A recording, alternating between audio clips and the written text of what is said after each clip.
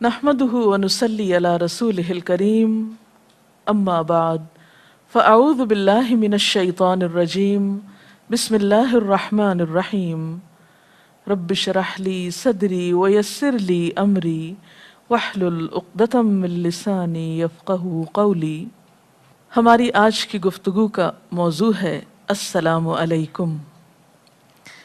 نبی اکرم صلی اللہ علیہ وسلم کا ارشاد ہے، تم لوگ جنت میں نہیں جا سکتے جب تک کہ مومن نہیں بنتے، اور تم مومن نہیں بن سکتے جب تک ایک دوسرے سے محبت نہ کرو۔ میں تمہیں وہ تدبیر کیوں نہ بتاؤں جس کو اختیار کر کے تم آپس میں ایک دوسرے سے محبت کرنے لگو۔ وہ ہے افشوا السلام بینکم، آپس میں سلام کو رواج دو، سلام کو عام کرو، سلام پھیلاؤ۔ سلام کرنا اگرچہ بظاہر ایک معمولی عمل نظر آتا ہے، لیکن اگر غور کیا جائے تو وہ ایک بہت بڑا راز ہے باہم مسلمانوں میں محبت پیدا کرنے کا اور بالآخر اس راستے سے جنت تک پہنچنے کا۔ اس لیے ہم سب اس سنت کو عام کرنے کے لیے کوشش کریں تاکہ ہم اس دار السلام یعنی جنت تک پہنچ سکیں۔ اس بلند منزل تک پہنچنے سے پہلے اس دنیا میں بھی سلام کے بہت سے فائدے ہیں۔ اس سے لوگوں کے درمیان باہم اجنبیت دور ہوتی ہے، ایک دوسرے کا خوف ختم ہوتا ہے، کسی بھی گفتگو کا آغاز بہترین طریقے پر ہو سکتا ہے، بہترین کمیونیکیشن کا آغاز سلام کے ذریعے ہو سکتا ہے۔ قرآن پاک میں اللہ سبحانہ وتعالیٰ کا ارشاد ہے، وَإِذَا حُيِّيتُم بِتَحِيَّةٍ فَحَيُّوا بِأَحْسَنَ مِنْهَا أَوْ رُدُّوهَا، کہ جب تم کو سلام کیا جائے تو تم اس سے اچھا جواب دو یا پھر اسی کو لوٹا دو۔ گویا ہر مسلمان پر سلام کا جواب دینا لازم ہے۔ سلام کا لفظ عربی زبان کا لفظ ہے جس کے معنی ہیں ظاہری اور باطنی آفات سے پاک اور محفوظ رہنا، سلامت رہنا اور سلامت رکھنا۔ گویا جب ایک شخص دوسرے کو السلام علیکم کہتا ہے تو وہ اس کو سلامت رہنے کی دعا دیتا ہے۔ یہ دعائیہ کلمات ہیں۔ اسلام سے پہلے عربوں کے ہاں باہم ایک دوسرے کو گریٹ کرنے کے لیے، ایک دوسرے کو دعا دینے کے لیے حیاک اللہ یا اہلاً و سہلاً مرحباً کے لفظ عام تھے جس سے دوسروں کو ویلکم کیا جاتا تھا۔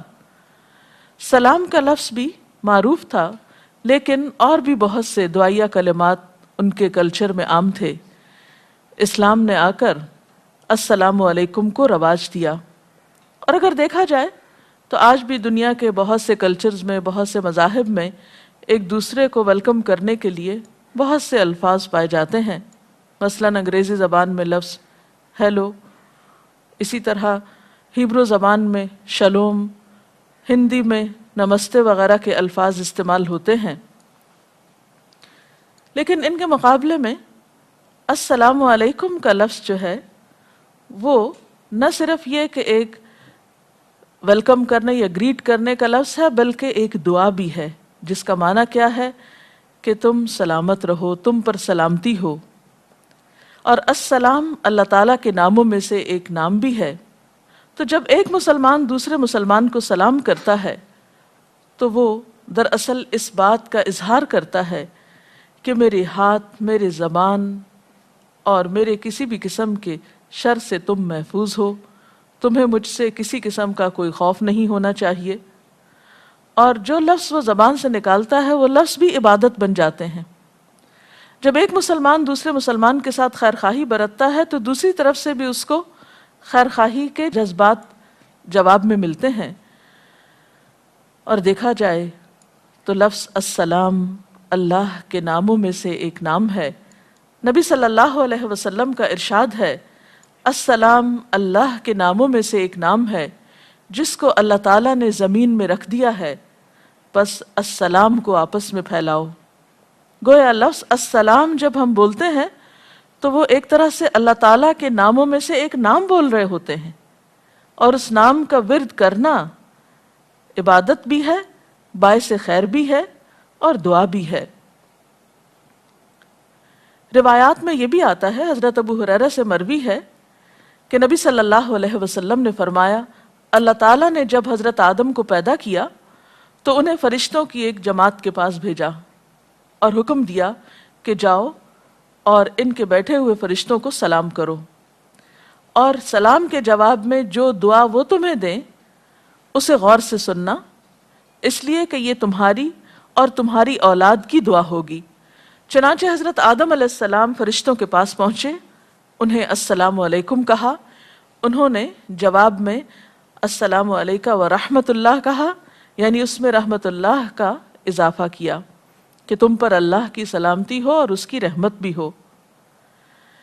اس سے پتہ چلتا ہے کہ سلام کا یہ لفظ حضرت آدم علیہ السلام کی تخلیق کے ساتھ ہی انہیں ابتدائی تعلیم اور تربیت کے طور پر دیا گیا۔ قرآن پاک میں حضور صلی اللہ علیہ وسلم کو مومنوں کے لیے سلام کی تاکید کی گئی اور آپ کے ذریعے ہمیں بھی یہ تعلیم دی گئی۔ سورۃ الانعام میں آتا ہے وَإِذَا جَاءَكَ الَّذِينَ يُؤْمِنُونَ بِآيَاتِنَا فَقُلْ سَلَامٌ عَلَيْكُمْ، کہ اے نبی صلی اللہ علیہ وسلم جب آپ کے پاس وہ لوگ آئیں جو ہماری آیات پر ایمان لاتے ہیں تو آپ ان کو کہیے کہ سلامتی ہو تم پر۔ اسی طرح ایک اور حدیث میں آتا ہے، حضرت ابو عمارہ براء بن عازب روایت کرتے ہیں کہ رسول اللہ صلی اللہ علیہ وسلم نے ہمیں 7 باتوں کا حکم دیا: بیمار کی مزاج پرسی کا، جنازوں کے پیچھے چلنے کا یعنی ان میں شریک ہونے کا، چھینکنے والے کی چھینک کا جواب دینے کا یعنی یرحمک اللہ کہہ کر، کمزور کی مدد کرنے کا، مظلوم کی فریاد رسی کرنے کا، اور سلام کو پھیلانے کا، اور قسم دلانے والے کی قسم پوری کرنے کا۔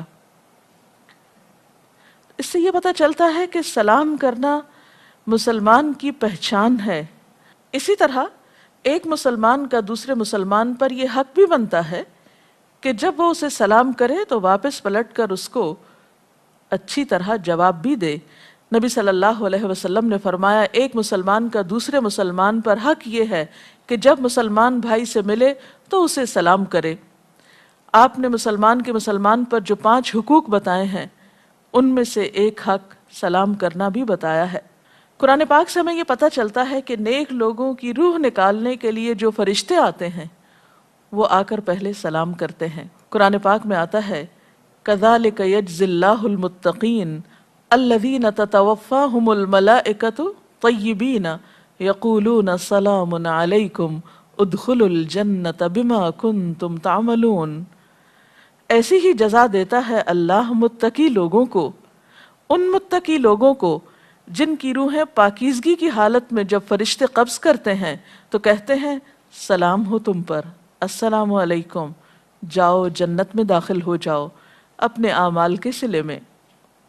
اسی طرح ایک اور آیت سے یہ پتہ چلتا ہے کہ جنت کے دروازے پر جب جنتی پہنچیں گے تو جنت کے دربان آنے والوں کو پہلے سلام کریں گے۔ وَسِيقَ الَّذِينَ اتَّقَوْا رَبَّهُمْ إِلَى الْجَنَّةِ زُمَرًا حَتَّى إِذَا جَاءُوهَا فُتِحَتْ أَبْوَابُهَا وَقَالَ لَهُمْ خَزَنَتُهَا سَلَامٌ عَلَيْكُمْ طِبْتُمْ فَادْخُلُوهَا خَالِدِينَ۔ اور جو لوگ اپنے رب سے ڈرتے تھے ان کے گروہ جنت کی طرف روانہ کیے جائیں گے، یہاں تک کہ جب وہ اس کے پاس آ پہنچیں گے اور دروازے کھول دیے جائیں گے تو وہاں کے دربان ان سے کہیں گے تم پر سلامتی ہو، تم خوشحال رہو، تم اس جنت میں ہمیشہ کے لیے چلے جاؤ۔ تو گویا جنت میں پہنچتے وقت بھی یہی کلمہ ان کا استقبال کرے گا۔ اسی طرح جنت میں فرشتے ہر دروازے سے داخل ہو کر جنتیوں کو سلام کریں گے۔ وَالْمَلَائِكَةُ يَدْخُلُونَ عَلَيْهِمْ مِنْ كُلِّ بَابٍ سَلَامٌ عَلَيْكُمْ بِمَا صَبَرْتُمْ فَنِعْمَ عُقْبَى الدَّارِ۔ ان کے پاس فرشتے ہر دروازے سے آئیں گے، کہیں گے تم پر سلامتی ہو، اس صبر کے بدلے میں، یعنی جو تم نے دنیا میں کیا، کیا ہی اچھا بدلہ ہے اس دار آخرت کا۔ پھر اہل جنت آپس میں بھی ایک دوسرے کو سلام کریں گے، یعنی اہل جنت کا یہ شعار ہوگا، گویا السلام علیکم اہل جنت کا کلمہ ہے۔ اور دنیا میں بھی کیا بتایا گیا کہ جنت میں جا نہیں سکتے جب تک کہ تم سلام کو عام نہ کرو۔ قرآن پاک میں آتا ہے دعواہم فیہا سبحانک اللہم وتحیتہم فیہا سلام، یعنی اہل جنت کی زبان سے جو کلمات جنت کی نعمتوں کو دیکھ کر نکلیں گے وہ کیا ہوگا؟ سبحان اللہ۔ دنیا میں بھی جب ہم کوئی ایسی چیز دیکھتے ہیں جو ہمیں خوش کرتی ہے تو فوراً دل سے ہمارے اللہ کی تسبیح بیان ہوتی ہے، یعنی دل سے نکلتی اور پھر زبان سے ادا ہوتی ہے۔ اسی طرح جنت میں بھی اہل جنت جنت کی نعمتوں کو دیکھ دیکھ کر اپنے رب کو یاد کریں گے، اور وَتَحِيَّتُهُمْ فِيهَا سلام، اور ان کی گریٹنگز وہاں سلام ہوگی۔ آج ہمیں دیکھنا چاہیے کہ ہم دنیا میں کیا اس کی پریکٹس کر رہے ہیں، اس شعار کو ہم نے اختیار کر رکھا ہے یا اس کے بدلے میں کچھ اور لفظ تلاش کر رکھے ہیں۔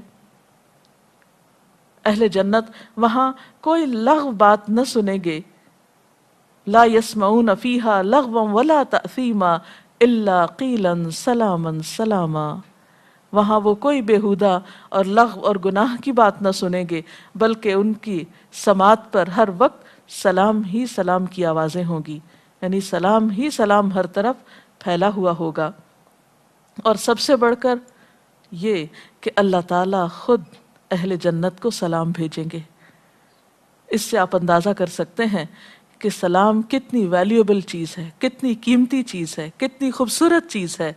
لیکن افسوس یہ کہ بحیثیت قوم ہم اس کلمے سے اجنبی ہوتے چلے جا رہے ہیں، یا یہ کلمہ ہمارے لیے اجنبی ہوتا جا رہا ہے، یا ہم السلام علیکم کہنے کو کوئی بہت اچھی بات نہیں سمجھتے، اور اس کے بہت سے اور آلٹرنیٹ یا متبادل الفاظ ہم نے اختیار کر رکھے ہیں، جبکہ ان الفاظ کا نہ تو کوئی معنی بنتا ہے، نہ ان میں کوئی دعا ہے۔ اور اگر کوئی ہے بھی دعا، مثلا کسی کو دیکھ کے یہ کہنا کہ جیتے رہو، تو محض جینے میں تو کوئی خیر نہیں جب تک کہ سلامتی نہ ہو، صحت و عافیت نہ ہو۔ اسی طرح صرف اگر آپ ہیلو کسی کو کہہ دیتے ہیں تو ہیلو لفظ میں کوئی دعا تو نہیں دے رہے۔ تو اس لیے وہ کلمہ جو اللہ تعالیٰ اہل جنت کے لیے پسند کرتے ہیں اور اہل جنت کو خود سلام بھیجیں گے، کیوں نہ ہم اپنی اس زمین کو جنت بنانے کے لیے، باہم انسانوں کے تعلقات کو خوشگوار بنانے کے لیے اس کلمے کو عام کریں، اور نبی صلی اللہ علیہ وسلم کے حکم کے مطابق، آپ کی سنت کے مطابق اس کو رواج دیں، اس کو کثرت کے ساتھ ادا کریں۔ قرآن پاک میں آتا ہے ان اصحاب الجنت اليوم فی شغل فاکہون ہم وازواجہم فی ظلال علی الارائک متکئون لہم فیہا فاکہۃ ولہم ما یدعون سلام قولا من رب الرحیم۔ جنت والے اس دن عیش کے مشغلوں میں ہوں گے، وہ اور ان کی بیگمات گھنے سایوں میں مسہریوں پہ تکیے لگائے بیٹھے ہوں گے، ان کے لیے جنت میں ہر قسم کے لذیذ میوے ہوں گے، وہاں وہ سب کچھ ہوگا جو وہ طلب کریں گے، اور رب رحیم کی طرف سے ان کو سلام کہا جائے گا۔ اب سوال یہ پیدا ہوتا ہے کہ سلام کس کس وقت کرنا چاہیے؟ سب سے پہلے تو یہ کہ انسان ملاقات کے وقت ایک دوسرے کو سلام کرے، اور جو پہل کرے گا اس کا اجر زیادہ ہوگا۔ گھر میں داخل ہوتے وقت سلام کرنا چاہیے، خواہ گھر میں کوئی نہ بھی ہو، پھر بھی آپ قدم اندر رکھیں تو السلام علیکم زور سے پکاریں۔ اللہ تعالیٰ قرآن پاک میں فرماتے ہیں فَإِذَا دَخَلْتُمْ بُيُوتًا فَسَلِّمُوا عَلَىٰ أَنفُسِكُمْ تَحِيَّةً مِّنْ عِندِ اللَّهِ مُبَارَكَةٌ طَيِّبَةٌ، پس جب تم لوگ گھروں میں جانے لگو تو اپنے گھر والوں کو سلام کیا کرو، دعائے خیر ہے جو بابرکت اور پاکیزہ ہے، اللہ تعالیٰ کی طرف سے نازل شدہ ہے۔ اسی طرح دوسروں کے گھر جانے سے پہلے بھی سلام کرنا چاہیے۔ حضرت انس فرماتے ہیں آپ صلی اللہ علیہ وسلم نے مجھ سے فرمایا، اے بیٹے، جب تم اپنے گھر والوں کے پاس جاؤ تو سلام کرو، اس طرح تمہارے گھر والوں پر برکت ہوتی ہے۔ اسی طرح جب آپ کسی مجلس میں جائیں جہاں لوگ اکٹھے بیٹھے ہوئے، یعنی کوئی پبلک پلیس ہے، لوگ بیٹھے ہیں، تو وہاں بھی آپ السلام علیکم کہیں۔ نبی صلی اللہ علیہ وسلم کا ارشاد ہے قیامت کے قریب لوگ مجلسوں میں صرف مخصوص لوگوں کو سلام کریں گے، یعنی سب کو نہیں کریں گے، صرف اپنے جان پہچان والوں کو کریں گے۔ پھر اسی طرح یہ ہے کہ اگر آپ مجلس سے اٹھے ہیں اور پھر واپس آئے ہیں تو دوبارہ آ کر بھی آپ سلام کیجئے۔ صحابہ کرام کو سلام کا اتنا شوق ہوتا تھا کہ بعض صحابہ بازار محض اس لیے جاتے تھے کہ ایک دوسرے کو سلام کر کے نیکی کما سکیں۔ گویا اگر آپ کہیں جا رہے ہیں، واک کر رہے ہیں، راستے میں کوئی بھی ملتا ہے تو صرف جان پہچان والے کو نہیں، ہر ایک کو سلام کیا جا سکتا ہے۔ اور اسی طرح سلام جب کریں تو اونچی آواز میں کریں تاکہ دوسرے کو سنائی بھی دے۔ نبی صلی اللہ علیہ وسلم بعض اوقات 3 بار بھی سلام کرتے اگر جواب نہ آتا۔ اگر کوئی شخص دور ہو تو ہاتھ کے اشارے سے بھی سلام کیا جا سکتا ہے۔ حضرت اسماء بنت یزید سے روایت ہے کہ آپ صلی اللہ علیہ وسلم ایک دن مسجد سے گزرے تو آپ نے ہاتھ کے اشارے سے سلام کیا۔ حضرت عائشہ سے روایت ہے کہ مجھ سے نبی صلی اللہ علیہ وسلم نے فرمایا، یہ جبریل ہیں جو تجھے سلام عرض کرتے ہیں، یعنی وہ سامنے آپ کے تو نہیں آتے تھے لیکن آپ کو سلام بھجوایا۔ تو حضرت عائشہ کہتی ہیں کہ میں نے بھی جواب میں کیا کہا، وعلیہ السلام ورحمۃ اللہ وبرکاتہ۔ تو یہ چند ایک چیزیں تھیں سلام کے حوالے سے جو آپ کے سامنے رکھی گئیں۔ اب اگر آپ کے ذہن میں کوئی سوال ہو تو آپ کر سکتے ہیں۔ کب کب سلام نہیں کرنا چاہیے؟ جہاں سلام کرنے کے بہت سے فائدے ہیں وہاں بعض مقامات ایسے ہیں کہ جب سلام کرنے سے پرہیز کرنا چاہیے۔ مثلا جب کوئی اذان کہہ رہا ہو، اب ایک شخص مسجد میں داخل ہو رہا ہے، مؤذن جو ہے اذان کہہ رہے ہیں تو داخل ہونے والے کو ان کی اذان ڈسٹرب نہیں کرنی چاہیے، اس وقت سلام کرنا منع ہے۔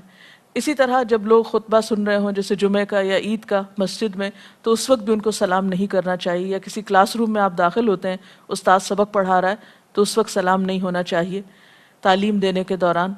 پھر اسی طرح جب کوئی لکھ رہا ہو، یعنی تعلیم تو نہیں دے رہا، خود لکھنے میں مصروف ہے، اس وقت بھی سلام نہیں کرنا چاہیے، کیونکہ ایک شخص کے خیالات بکھر جاتے ہیں اگر آپ اس کو انٹرپٹ کرتے ہیں سلام کے ذریعے۔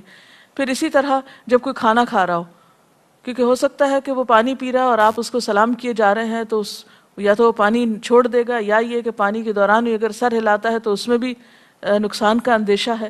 اسی طرح جب کوئی قضاء حاجت کے لیے بیٹھا ہو، یعنی واش روم میں ہو، نہا رہا ہو یا ٹوائلٹ میں کوئی ہو، تو اس وقت بھی سلام نہیں کرنا چاہیے۔